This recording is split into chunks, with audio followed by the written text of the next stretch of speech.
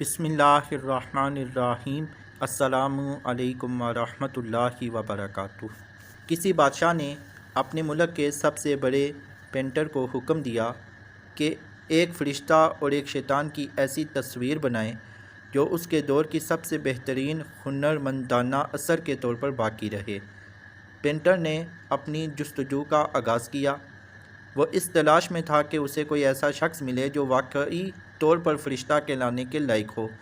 چونکہ اصلی فرشتے کو وہ دیکھنے کے قابل نہیں تھا، اس لیے ایک بہت ہی خوبصورت اور معصوم بچے کو ڈھونڈنے کے بعد اس کی تصویر بنائی۔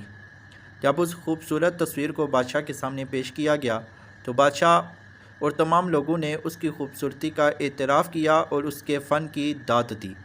اس کے بعد پینٹر نے مختلف شہروں کا سفر کیا تاکہ کسی ایسے بندے کو ڈھونڈ سکے جو ایک حقیقی شیطانی چہرے کا مالک ہو۔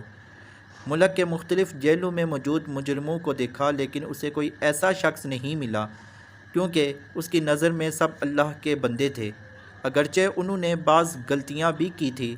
تلاش کرتے کرتے سالوں گزر گیا، لیکن اسے کوئی نہ ملا۔ 40 سال بعد جب بادشاہ نے احساس کیا کہ اس کی عمر کے آخری ایام ہیں، تو اس نے پینٹر کو بلا کر کہا کہ کسی بھی صورت میں تمہیں جلد از جلد اس تصویر کو بنانا ہی ہوگا تاکہ میری زندگی میں ہی یہ کام سر انجام پائے۔ پینٹر نے دوبارہ اپنی جستجو شروع کی اور آخرکار اسے وہ شخص مل گیا جس کی تصویر بنانی تھی۔ ایک مست، بدصورت اور قریح المنظر مجرم اپنے لمبے لمبے گندے بالوں سمیت کسی محروبہ میں کھڑا تھا۔ اس کے پاس جا کر درخواست کی کہ ڈھیر سارے پیسوں کے بدلے میں وہ اسے اس بات کی اجازت دے تاکہ وہ بطور شیطان اس کی تصویر بنا سکے۔ اس نے پینٹر کی بات قبول کی۔